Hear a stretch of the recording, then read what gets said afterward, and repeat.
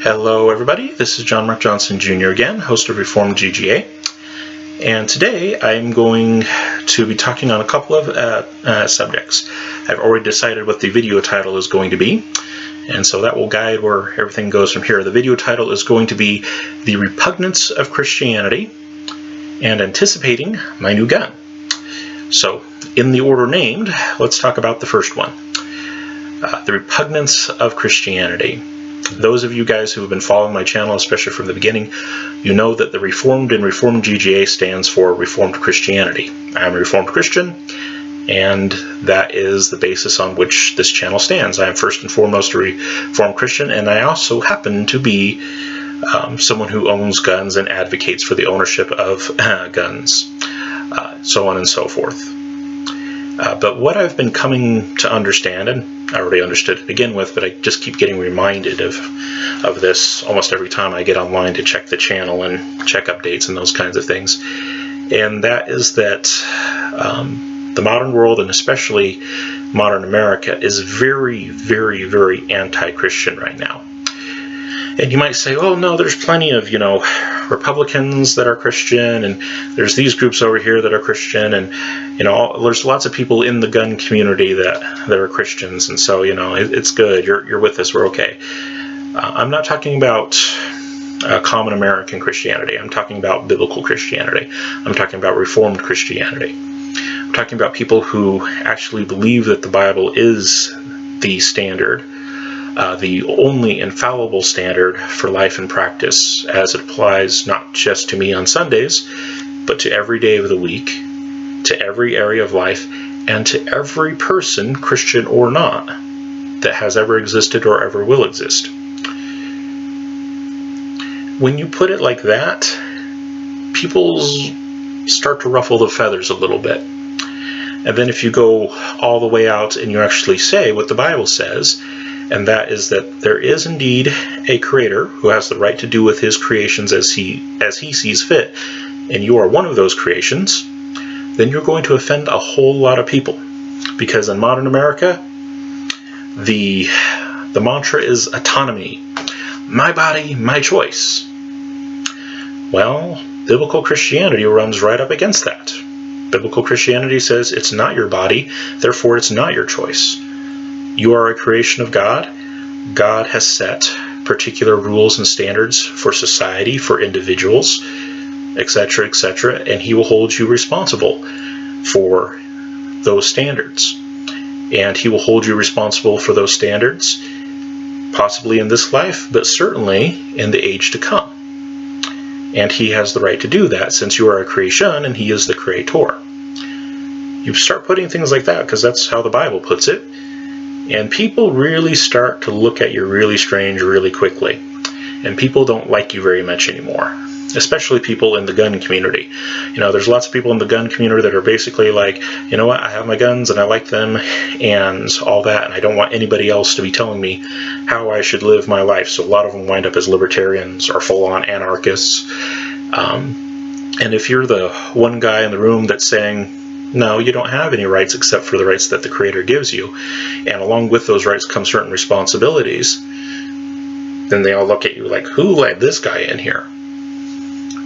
I'm not overly popular in the Second Amendment community as a whole, and the reason why I'm talking about this is just simply because I've received some comments recently, and I get comments like this actually fairly often, but recently there was one comment in particular that I received in an interaction with another YouTuber that brought this up. I'm not going to mention his names because it's not really necessary, but it's just becoming all the more evident to me that if I continue as a biblical Christian who believes that basic statement, that there is a creator who has the right to do with his own creations as he sees fit, and you are one of those creations, if I hold to that basic statement, then, and if people actually realize that's what I actually believe, and I have no reason to be dishonest about that, there are some Christians out there who really do believe that, but they try to hide it, they try to make it more palatable and more appealing, and I have absolutely no interest in lying to people. Either you know what you're getting into or you don't, and I do want people to be Christians, this is true, but I'm also not going to make it more palatable so that you can be a Christian. If you're going to be a Christian for what Christianity actually is. Okay, if you cannot embrace that basic statement, there is a creator who has the right to do with his creations as he sees fit, and you're one of those creations. If you cannot embrace that statement in the totality of what it implies, all of its implications intact, then you don't have any business in biblical Christianity. I'm not going to lie to anybody. I'm not going to sugarcoat it. I'm not going to go out of my way to try to make it more appealing or anything like that. It is what it is. But like I said, had some interactions recently, comments recently, that were very, very, very clear that these people, even though they're a part of the gun community, they're a part of the Second Amendment advocacy people, they are very much so not on my side. We might agree on some things, some resultant kind of issues, but when it comes to foundations, we are just about as opposite as you can be. Especially a lot of the people in the gun community, as I've been able to see it, a lot of them are libertarian. And the basic mantra of libertarianism, for a lot of them at least, is that, you have the right to believe whatever you want to believe as long as you don't force me to believe anything else. At which point I ask them, are you forcing me to believe that? Some of them don't get it at all, and they wind up spewing all kinds of random statements, and then others actually know exactly what I'm saying. They sit there and they think about it for a few minutes, and then they stop talking to me, is usually where it goes from there. But yeah, I don't fit in with any of them at all. And that puts me in a somewhat unique place when it comes to my place in the gun community. I am not like the others. And like I said, I am first and foremost a Christian. First and foremost a biblical Christian. And that I'm not going to give up. And so even if it makes my position in the 2A community a little tenuous with some folks, and maybe makes some relationships pretty much impossible to maintain, unfortunately I can, then that's the path I go down. U.S. is in a really strange place right now. And as a biblical Christian, in a lot of the major camps that are out there, I can't land with them. There's some parts of libertarianism that's, like I said, more resultant things, not foundational things, but resultant things that I would agree with. Government schools are a bad thing. Yes. Taxes in general, bad. Lots of things like that. Yeah, I would agree with them. Republicanism, as far as I can see, is basically dead. I don't think the Republican Party actually knows what they are right now. Except that they're not the Democrats. That's about the only thing that defines them right now. And then for the Democrats, they've basically gone full socialist. And again, I as a biblical Christian can't abide by that, because biblically there's two commandments, two very direct commandments relative to this. The first one is do not steal, which means I don't have the right to take other people's money or to suggest or to allow the government to take other people's money and then distribute it as it sees fit. I do not have the right to the product of somebody else's labor. That's what stealing is. I don't have the right to do that, and I don't have the right through the government to do that. So stealing is forbidden in biblical Christianity, and then there's also covetousness, which is usually what prompts socialism or even democratic socialism. The whole issue of covetousness. I don't have what I want in life. I see other people that have more than I do, or at least I perceive that they have more than I do, that they're better off than I am, and I want what they have, so I'm going to force them to give it up to me. That's covetousness transferring right over into stealing. Both are sins in the biblical system of law. And because of that, I cannot endorse either one. So I can't endorse the Democrats. Like I said, the Republicans don't have a whole lot that they actually are. And there's lots of things that they've allowed that, as a biblical Christian, I'm not allowed to condone either. For example, a lot of them are just fine with homosexuality being an accepted societal practice. And as a biblical Christian, I'm not allowed to. Doesn't mean that I hate gays. Okay, I've known lots of people that were homosexual and of various other and sundry orientations, as they may choose to define it. But biblically, there are two genders.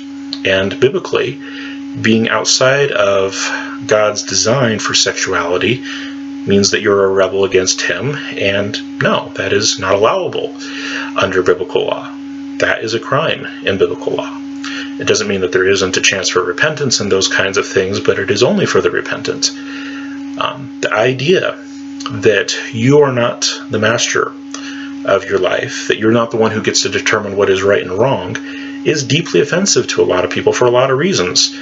A lot of the issues come down to, especially in this modern age, a lot of it has to do with sexuality. There's a biblical precedent in the biblical law for how the unborn are supposed to be treated, for example. Biblical law is very clear that in cases where women are injured who are pregnant, that the child in her womb is to be treated as a human being having full human rights. And that is how the law is supposed to see the unborn, as human beings, not just clumps of cells, which they aren't. They are human beings. They are distinct from the mother, and biologically that's true as well. But legally in God's law, they are human beings that are distinct from their mother, and they are given human rights distinct from their mother. And they are given biblical protections against their mothers who may seek to do them harm. And that is not just a moral as far as life and death is concerned, but it's also a sexual moral as well. That is that people are not, in the Bible, allowed to go around having sex as they see fit. No, sex serves a function. It doesn't mean it can't be enjoyed and all those things, but it serves a function, and that function is the creation of families, and you are supposed to be responsible for your family.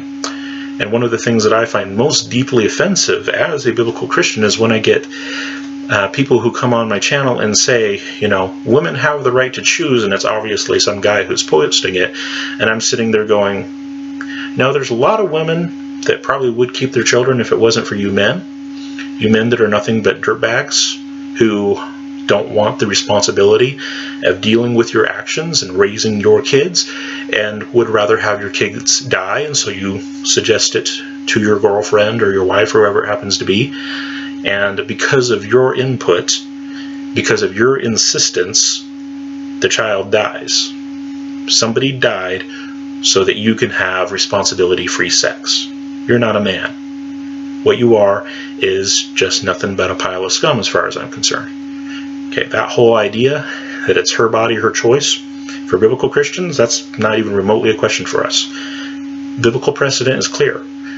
In those cases that involve injury to a pregnant woman, it's very clear that the child is treated as a human being, as a distinct human being with distinct human rights. And even in those cases where the parents, one or both, would seek to do that child harm, that the child is treated as a human being. And that the one who would seek to do them harm is treated as a murderer. That is just simply the case of what the Bible teaches. And so if I'm going to be a biblical Christian, that's where I'm going to wind up being. I see so many two-faced people online. People who say, oh yeah, we're welcoming of everybody. We don't care what your beliefs are. Then I come in as a Reformed Christian, and then they're like, everybody but you. It's amazing how quickly their tune changes. You know what? You have the right to believe whatever you want to believe as long as you don't force your beliefs on me. To which I always respond, are you expecting me to believe that? Are you forcing me to accept that premise? It's self-defeating logic. But yeah, we don't have much of a place in the world anymore, and that is just flat out disappointing. Like I said, I kind of keep trying to find a place to land, because it would be nice to be able to say, hey, here's a great group of people that have some political weight and clout behind them that really can be a real force in the world for good, and I keep looking at them, and fundamentally they're not. A lot of groups are fundamentally unjust. Like I said, the Republicans are usually pro-homosexuality, and biblically, that's not permissible. Okay? God has standards regarding sexuality, and doing whatever you want with whomever you feel like is not a part of that. The basic concept, like I said, in biblical Christianity is that you are not your own master. There is a creator God, and he has the right to do with his creations as he sees fit, and you're one of those creations. Fundamental, basic, foundational biblical Christianity. And it's deeply offensive to pretty much everyone. Doesn't matter who, it's deeply offensive. So like I said, the Republicans can't endorse them because of their stance on homosexuality. The Democrats, they have lots of things wrong with them, in addition to homosexuality and various other things that they would be perfectly okay with, to include murder of the unborn. Republicans, usually not so much, but there's some Republicans that are okay with it too. And then, like I said, the Libertarians. The whole foundation of libertarianism is I get to do what I want, basically, when it comes right down to it. And biblical Christianity says, no, you don't get to do what you want. So, where do I stand? Maybe I stand with the Constitutionalists. Well, the Constitutionalists, I probably agree with more than a lot of others, but the Constitution of the United States is not a truly Christian document. Had a lot of Christian influence, but it's not a truly Christian document. For example, the First Amendment that guarantees freedom of religion, which doesn't seem to apply to a lot of biblical Christians, just saying, but the First Amendment that guarantees freedom of religion is not something that is biblically permissible. The Bible does not say that all religions are equally real, equally fine, equally true. It says there's one true God, and that there is only one way by which mankind may be reconciled to him. There's only one standard of truth, according to the Bible. The Bible is not tolerant of other religions. Okay, and because of that, biblical Christians are not tolerant of other religions. Doesn't mean that we don't have people who are part of other religions that we're friends with, but we don't treat them as legitimate at all. And when it comes to the political arena, we don't think that they should have the same rights as everybody else does, because they don't believe the truth. Okay? It's the reality of the situation, and you might not like it, but that is biblical Christianity.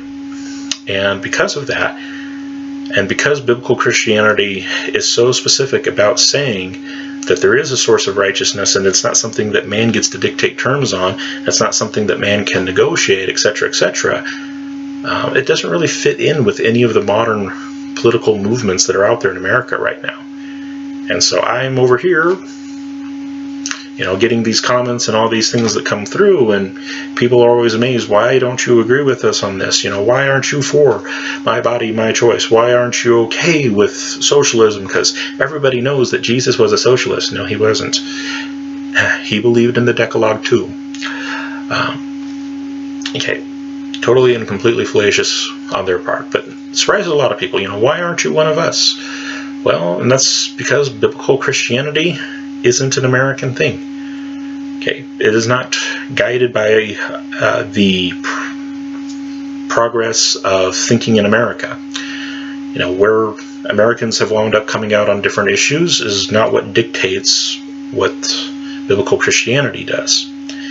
And if all of America decides to go off this, that, and every other direction except for the direction that biblical Christianity dictates, well, then guess what? I'm going to be off by my lonesome. And I basically kind of already am. Like I said, I'd really prefer to be a part of some other group and to be able to recommend that people go and join these other groups and have the camaraderie and also the political influence that comes from that. But I can't in good conscience, not as a biblical Christian. Okay, so just reiterating for you guys, I am very much so a Reformed Christian. This channel has not ceased to be that of a Reformed Christian. And when those comments and those kinds of things come up, understand that I'm going to be looking at them from a Reformed Christian perspective. That is, I don't buy a lot of the modern arguments. If you want to point out where in Scripture it says that this should be what I believe, I can talk to you about that. But if your mantra is, well, this makes me feel good, or this is what a bunch of people on my political side of the spectrum happen to say, well, sorry, but that is not the standard for a Reformed Christian. It doesn't matter to us. It doesn't matter to me. Just pointing that out, making sure it's clear. Alright, on to the other issue, anticipating my new gun. It has not arrived yet, which is frustrating. But I got on the Palmetto State Armory website a while back, and I ordered an AKV9 from them. The reason why shouldn't be too terribly difficult. It's a 9mm PC3, pistol caliber gun with a point of contact. That's what PC3 means. It's a nomenclature that I've started using just because I get tired of saying pistol caliber carbine or pistol caliber gun with a pistol brace. It takes too long to say, so I just say PC3. Pistol caliber gun with a third point of contact, PC3. The AKV9 is a PC3, and those of you guys who follow my stuff know that I like PC3s. So it's not overly surprising that I would want to get one. And like I said, it's not here yet. I ordered it, I think it was last Monday, if I remember correctly. Maybe. Somewhere around there last Monday. And I finally got a notification today that they had made the shipping label for it. They hadn't actually got the shipping package to the carrier yet, but I have a label. So, in a 1 to 2 business weeks, I will maybe have my gun. Palmetto State Armory is not known for getting their products out super fast, and that part of it is very, very, very frustrating. But when it gets here, I'm anticipating it being a fairly fun gun, and that's primarily why I got it. Those of you guys who know me know that, you know, recreation is my primary purpose of use for most of my guns. And because of that, my guns kind of wind up being kind of idiosyncratic and usually not overly powerful or anything like that. I do have an AR, and right now that I think actually is the most powerful gun that I own. I have owned shotguns in the past, and of course put some slugs in there, and those are pretty powerful too. But most of the time they don't have a really good recreational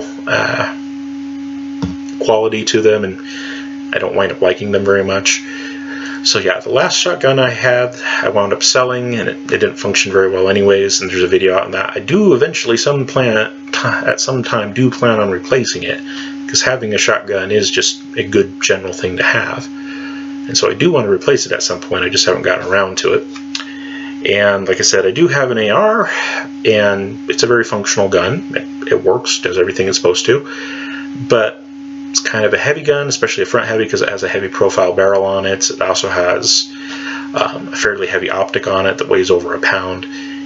Not exactly the most convenient gun to carry around. And then on top of that, before the current panic hit, I used to basically be a traveling sales representative. Not a traveling salesman, but a traveling sales representative. Ooh. And when I did that, having guns that were easy to transport, that would fit inside of a TSA approved case inside of my suitcase, was a very major concern, and so a lot of my guns kind of got tailored around that.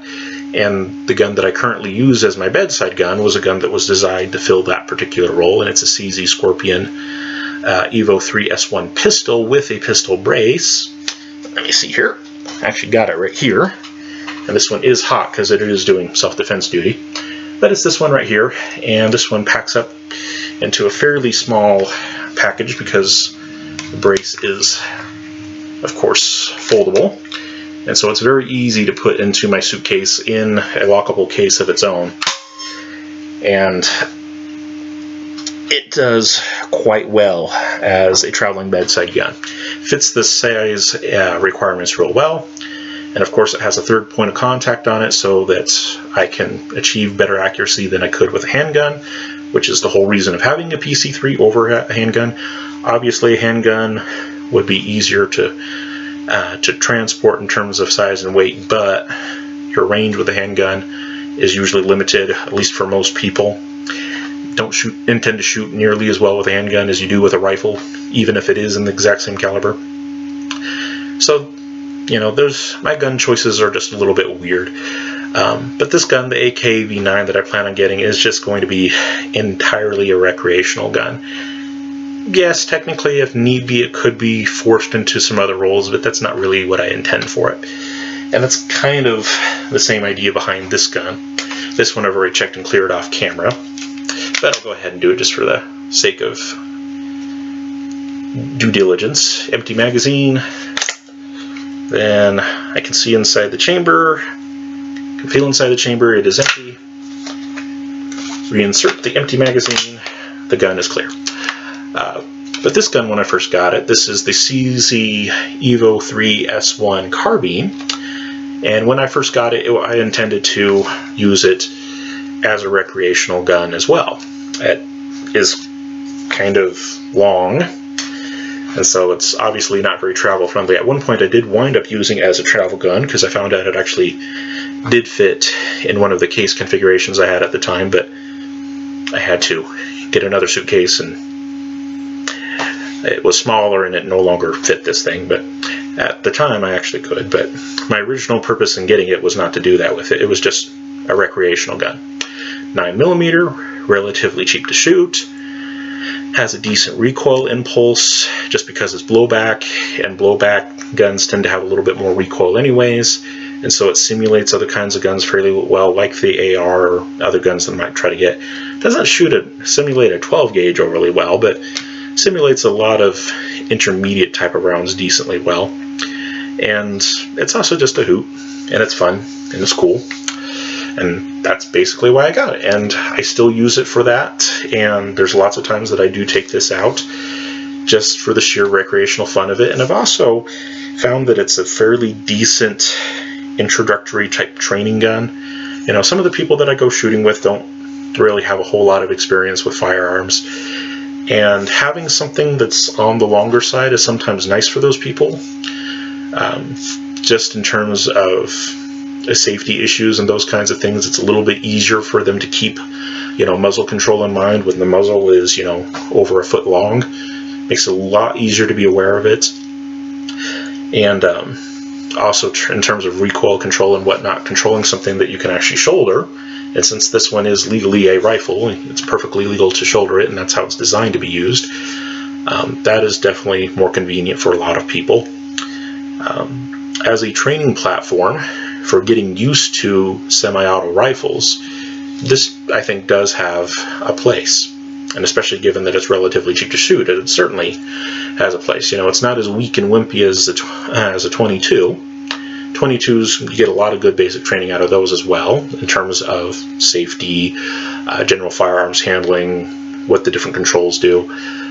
But they don't really do very good on teaching you how to manage recoil and those kinds of things. 9mm does a little bit better job of that, at least, than a 22. And so I like having 9mm just fun guns around. Cheap enough that you can plink with them, no major problems, and where I go I usually don't set up for any kind of great range anyways, so it's not like I need the AR all the time. I do bring out the AR from time to time, and I do let different people shoot it, but not very often. It's expensive to run, and you know, at close ranges it's not really all that different from something like this. You know, it's not like the point of impact within 50 yards is going to be all that different if you have each of them sighted in for 50 yards. There's just not enough difference in most cases to really worry about. And so I'll take the cheaper round, and a gun that to me is a little bit more fun to shoot. Other people like ARs better, and if they do, that's their preference. That's just fine. Different people are going to have different likes when it comes to guns. That's not exactly an essential doctrinal issue, we'll say. So if they want to do that, that's fine. But I do think that fun guns have a purpose, and that is fun. And something like this, I think, also can be a good training platform. As to the AKV9, like I said, going to be very similar to this gun. The AKV9 is not a super small gun. It does come with a folding brace on it, so it's not going to be gargantuan huge. When it's folded up, it's about 19 inches. My little CZ Scorpion, the tan one, the FDE one that I showed you before, is about 17 inches folded up, so not quite as small. Definitely has a longer barrel. The AKV9 has like a 10.5 inch barrel or something like that, which again is not super small, so it's definitely not a super compact gun. But if all you're doing with it is plinking at the range, well, frankly, having a little bit bigger gun with a little bit more weight to it can actually be an advantage. For travel purposes, yeah, something that's fairly small and light like this is a great idea, because I have to lug the thing around everywhere, and so I want it to be as light as possible without compromising its purpose. That is, it still has to have a third point of contact, and it still needs to have enough weight that you can manage it, still has to be easy to maintain, etc., etc. And there's a lot of reasons why I wound up using this as my traveling bedside gun. But if you don't have those kind of requirements and you're just out in the range plinking, something like the AKV-9 that is a little bit heavier gun, it's actually pretty close to this CZ Scorpion carbine. It doesn't have nearly as long of a barrel, but it actually weighs about the same as this, which is about 7 pounds. So it is a fairly heavy gun. But like I said, if you're just out plinking and you're not having to carry it up and down flights of steps or packeting it out, on a 15-mile hike into the woods to get your deer or something like that, a little added weight on the range isn't going to be a bad thing. In fact, a lot of cases it'll be a good thing because it'll help absorb some recoil and things like that. Make it easier to get follow-up shots, those kinds of things. And so for a recreational gun, something that's a little bit bulkier and a little bit heavier actually makes a little bit of sense. And like I said, primarily I'm just getting it because I think it's going to be fun. And also, from what I hear, the trigger on it is lighter than the standard trigger in the CZ Scorpions, which I already have. And yeah, those definitely are not light triggers. They're like minimum 8-pound triggers. Definitely not light triggers at all, at least out of the box. You can modify them so that they're less, but yeah, the CZ Scorpion is infamous for having a heavy trigger. The Palmetto State Armory AKV-9, though, supposedly has a lighter trigger. And so what that'll probably mean for me in terms of the fun is that it'll be easier to bump fire. So I'm also getting a couple of 50-round magazines to go with it. Technically, they don't come as 50-round magazines. What they are is the Palmetto State 35-round magazines, and then Palmetto State Armory also sells 15-round magazine extensions. So get a couple of their magazines, a couple of the extensions, and boom, you got 50-round magazines. And if they work, that'll make it into a really, really, really fun plinking gun. You have, a true centerfire cartridge, not an overly powerful one, but a true centerfire cartridge with a 50-round magazine, seated in a 50-round magazine, and something that's got a little bit more heft to it, so that you can actually hold it on target a little bit better, and with a little bit lighter trigger than what I've been dealing with up to this point, because I usually keep my guns with stock triggers. I think that'll be fun. We'll see, though, if it ever gets here. But until then, I'm just anticipating. Alright, so I've had my rant for the day. Thank you all very much for your time and attention.